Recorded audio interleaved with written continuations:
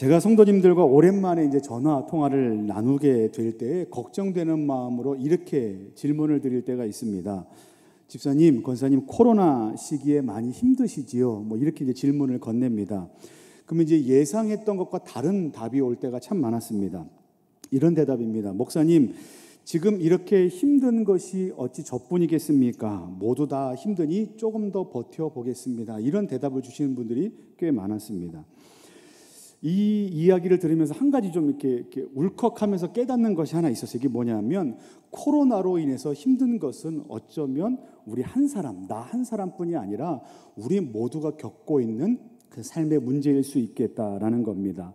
고난과 고통은 어떤 한 사람만의 전유물이 아니고 고난은 또한 신자, 비신자 이렇게 골라서 오는 것도 아니고 이 시대를 살아가는 모든 사람이 그 아픔과 고통의 삶의 무게들을 함께 지니고 살아간다라는 생각이 들게 된 겁니다.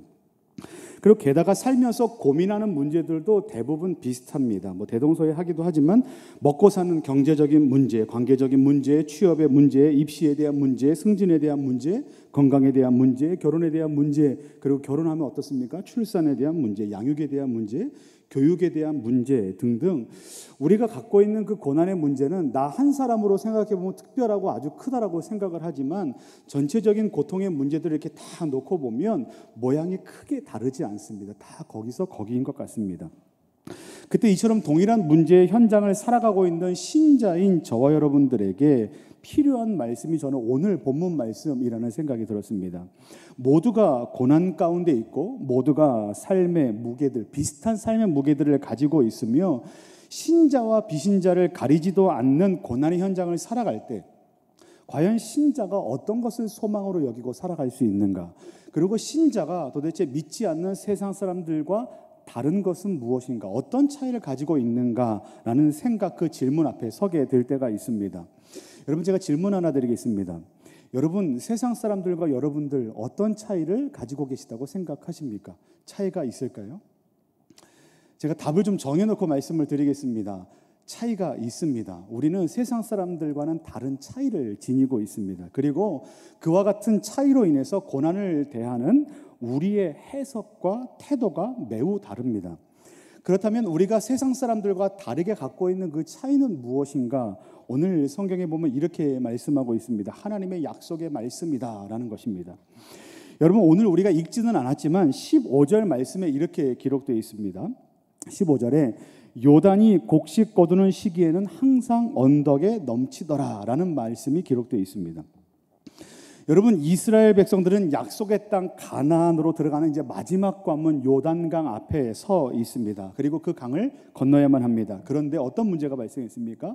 요단강 물이 넘쳤다는 겁니다. 주석을 찾아보면 물의 깊이가 이 물이 범람할 때는 12척 정도 됐다. 그러니까 미터로 환산하면 약 깊이가 4m 정도 됐다고 기록이 되어 있습니다. 여러분, 넘치는 요단강은요 그들에게 있어서 엄청나게 큰 문제거리였습니다. 그리고 그 중에서도 여호수아에게는 특히나 그러했을 것입니다. 그는 아무것도 모르는 상황 속에서 죽은 모세의 뒤를 이어서 지금 리더가 됩니다. 그리고 보통 적은 무리를 이끌고 혹시 식당을 찾아 헤매신 적이 있으신지 모르겠지만 몇몇 무리를 이끌고 이제 식당으로 내가 좋은 식당 안내하겠다고 이제 갑니다. 그리고 식당에 가서 안내했는데 갔더니 마침 문이 닫혀 있는 겁니다. 아, 그래 내가 또 좋은 식당 안다고 조금만 기다려보자. 조금만 참고 가보자고. 근데 갔더니 거기도 문이 닫혀 있는 겁니다. 제가 이랬던 적이 있어서 말씀을 드리는 겁니다. 그래서 3번을 이렇게 옮겼던 거예요. 그러면서 이렇게 잘못 자리를 옮겨 다닐 때마다 우리의 마음이 뭐가 있는지 아십니까? 그 적은 무리들도 그렇게 잘못 이끌게 되면 그 이끈 사람을 향해서 원망과 불만의 말들을 토해낼 때가 있습니다. 근데 여러분, 지금 이 여호수아가 이끌고 가는 건 이렇게 작은 식당에 가는 문제가 아닙니다. 이렇게 소소한 문제가 아니라는 거예요. 게다가 그가 이끌고 있는 무리는 적은 몇 명의 무리가 아니라 한 나라 민족을 이끌고 있는 그 리더십에 있는 겁니다. 그런데 어떻게 됩니까? 요단강 앞에 서 있는데 요단강이 물이 넘쳐나고 있습니다. 그 강을 건너지 못하는 상황 가운데 있다는 겁니다. 여러분, 이건 진짜 큰 문제입니다. 그런데 여러분, 생각해 보면 이것은 단지 이스라엘 백성들만 겪고 있는 문제도 아니고, 그리고 이것은 단지 여호수아만이 겪고 있는 문제가 아니라 누가 겪고 있는 문제입니까? 저와 여러분들도 인생의 요단강 앞에서, 그리고 영적인 요단강과 같은 그 문제 앞에서 겪고 있는 고난의 현장이라는 겁니다. 가고자 하는 곳은 있으나 눈앞에 두고 갈 수 없고, 해야 할 일은 있으나 할 수 없는, 앞에서 말씀드렸던 것처럼 먹고 사는 문제, 관계적인 문제, 입시, 취업, 승진, 자녀 교육, 양육, 출산, 결혼, 취업, 여러 가지 문제들이 우리 앞에 있는 영적인 요단강처럼 질비해 있다는 겁니다. 그리고 물이 넘쳐 있습니다. 그리고 건너가지 못하는 것처럼 우리를 힘들게 한다는 겁니다. 우리가 그 앞에서 느끼는 마음이 무엇입니까? 당황해하고, 두려워 떨기도 하고, 때론 화도 내보고, 낙심하기도 하고, 의심하기도 하고, 좌절하기도 하고, 절망하기도 하는 것이 우리의 영적인 약함입니다. 그런데 분명한 것이 무엇인가? 그와 같은 요단강 앞에 서 있었던 이스라엘 백성들 가운데, 그리고 그와 같이 요단강 앞에 서 있었던 여호수아 안에 세상 사람들과 다른 그 차이, 무엇이 자리 잡고 있었다는 거예요. 그게 무엇인지 아십니까? 앞에서 말씀드렸던 것처럼 하나님의 약속의 말씀이 그 안에 심겨져 있었다는 거예요. 7절부터 13절까지 보면 하나님께서 이렇게 말씀하십니다. 나 여호와가 너와 함께 할 것이다. 그리고 이 일을 통해서 온 이스라엘 백성들이 분명히 그 일, 내가 너와 함께 있는 것을 함께 확인하게 될 것이다. 그리고 물이 넘치게 될 때 거기도 어떻게 하라고요? 발을 내디더라. 그러면 그 넘치는 요단강 물이 갈라지게 될 것이고, 그 물이 한 곳에 쌓여 이렇게 서게 될 것이다. 그리고 마른 땅이 될 것이다 라고 하나님께서 말씀하신다는 거예요. 여러분, 이게 우리가 말씀을 통해서 지금 제3자처럼 보기 때문에 그럴 수 있겠다라고 생각을 하지만, 앞에 물이 이렇게 넘쳐나고 하나님께서 발을 내디디면 물이 이렇게 싹 갈라지게, 이게 쉽게 거기서 아멘 제가 건너겠습니다 이렇게 말하기 쉽지 않은 상황일 수 있다는 겁니다. 그런데 분명한 건, 그럼에도 불구하고 오늘 말씀해 보면 약속의 말씀을 붙들고 요단강에 발을 내딛었을 때 어떤 일이 일어나는지 아십니까? 15절 말씀 이후에 보면 제사장들의 물이 발에 잠기자 위에서 흘러내리던 물이 그치게 되었고, 그 마른 땅 한가운데 언약궤를 맨 제사장들이 그 한가운데 서게 되고, 그 옆으로 마른 땅을 이스라엘 백성들이 함께 건너게 되는 일이 일어났다라는 것이 성경의 약속의 말씀입니다.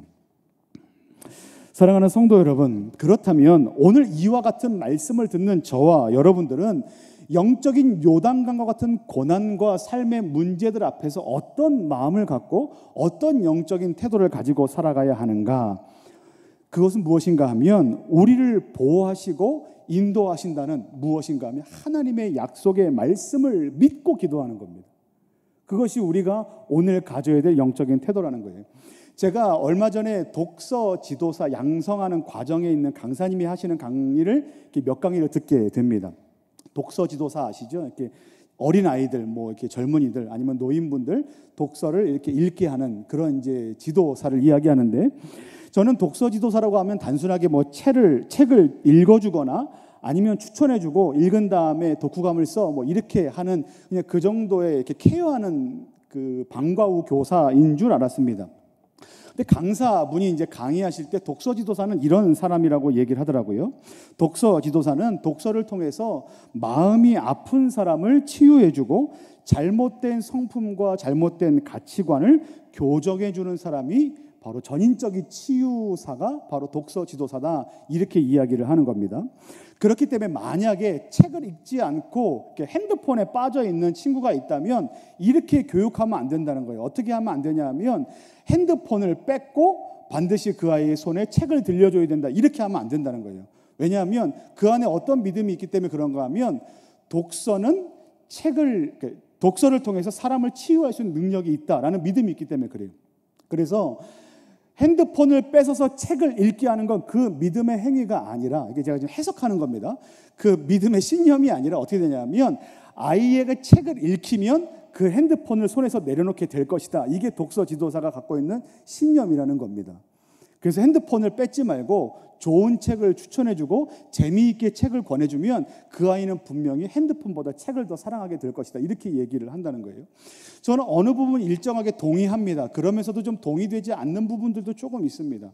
하지만 이 강의를 들으면서 제 안에 어떤 질문이 생겼냐면, 비진리인 많은 책들을 가지고 사람을 치유하고 사람을 회복시킬 수도 있다라는 이와 같은 독서 지도사분들의 신념이 있는데, 그러면 나는 신자고 나는 목사고 진리 되신 하나님의 말씀을 믿는 자라고 말하면서 하나님의 말씀이 내 인생 가운데 지금도 일하고 계시고 능력의 말씀이라는 것을 나는 얼마나 믿고 있는가라는 질문이 제 안에 들기 시작한 거예요.